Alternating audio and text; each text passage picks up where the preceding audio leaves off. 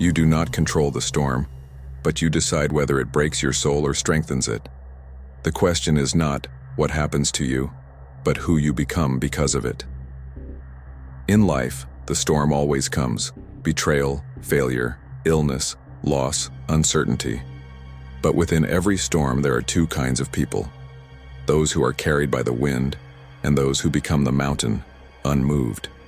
Today we walk beside a man who lived as a slave but thought like a philosopher, who lost everything yet became one of the freest human beings in history. His name was Epictetus, and his teachings became the backbone of Stoicism, the discipline of inner freedom.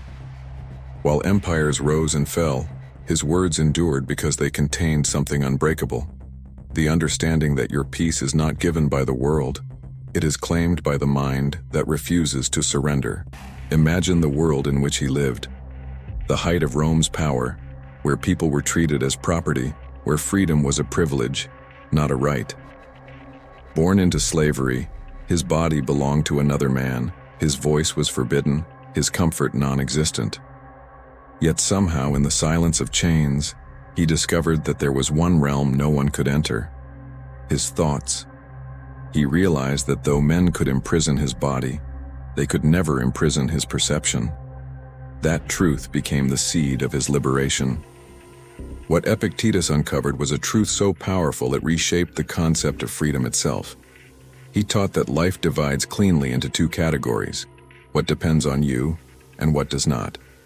Your thoughts, your choices, your attitude, your effort, these are yours. Everything else, the opinions of others, the weather, the past, the future, does not belong to you. And yet, most people spend their entire lives trying to control what was never theirs. They wrestle with fate, argue with time, and exhaust themselves fighting shadows. Epictetus called this madness. True freedom, he said, begins the moment you stop trying to control the uncontrollable. He taught that peace is not found in changing the world, but in mastering the self. Do not wish things to happen as you want them to, he said. Wish them to happen as they do.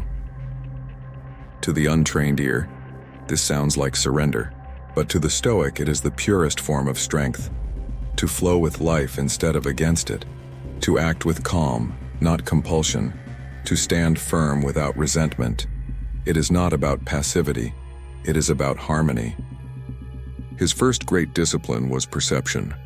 It is not things that disturb us, he said, but our judgment about them. A loss, a failure, an insult. These are neutral events.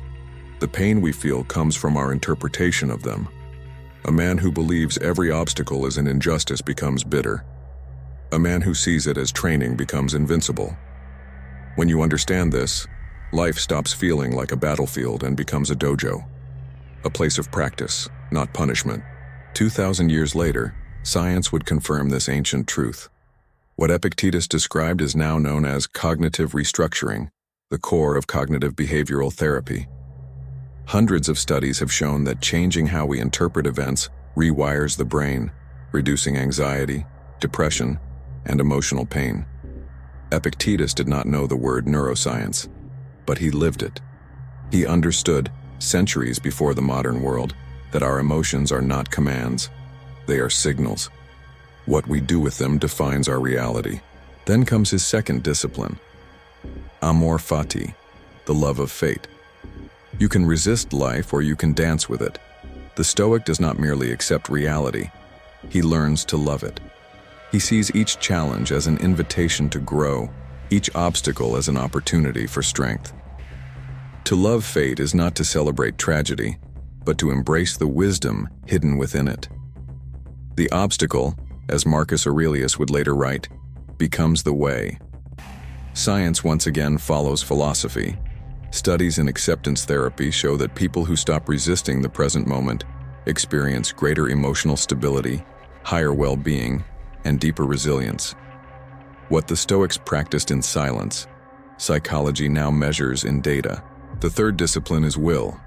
Train yourself to want what happens, not in blind submission but in mastery of choice. The world conditions you to control others, control outcomes, control appearances, but Epictetus taught the opposite. Control your inner world and the outer will lose its power over you. This is what modern psychologists call an internal locus of control.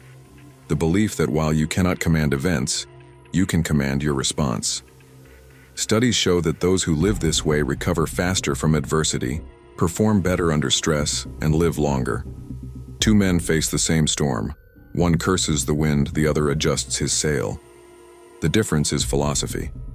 Epictetus lived every word he taught. His master once broke his leg, twisting it deliberately. Epictetus did not scream. He looked up and said calmly, "You are breaking my leg." When the bone snapped, he added, "I told you so." That moment was not weakness, it was mastery.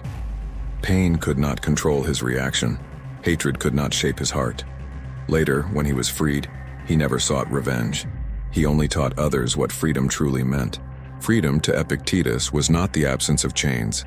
It was the absence of internal chaos. The man who cannot govern himself, no matter how powerful, is still a slave.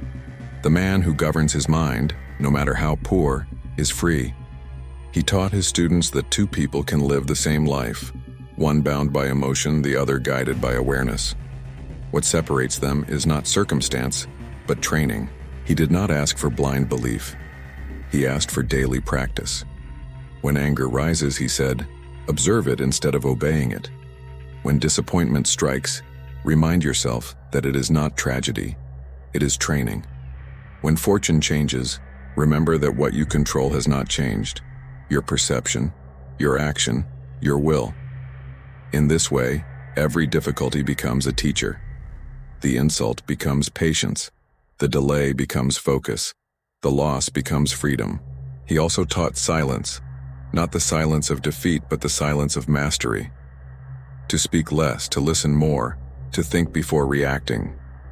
He said, be silent for the most part, or say only what is necessary. In modern times, where noise fills every moment, his words are more relevant than ever. True strength is quiet. The oak does not need to announce its roots. The sun does not explain its light. In silence, you find sovereignty. His teachings would echo through centuries, through Marcus Aurelius, through Seneca, through every philosopher who sought calm in chaos.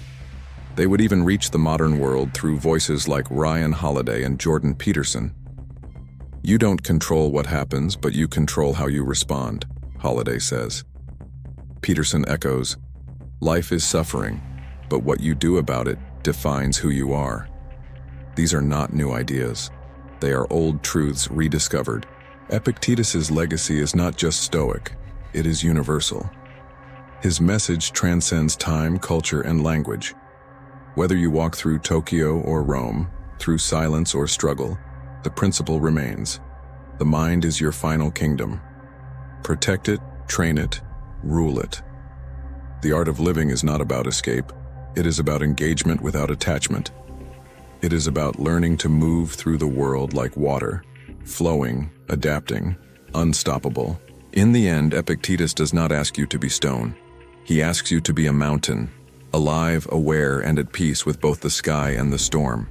He does not want you to harden. He wants you to harmonize, to live not as a slave of emotion, but as the sculptor of it, to find serenity not by fleeing the world, but by mastering your place within it.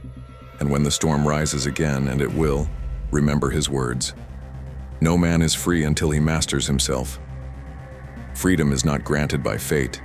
It is forged in awareness. The chains you break are invisible, but they are the heaviest you will ever lift. Train your mind. Master yourself. Walk the Dojo Path.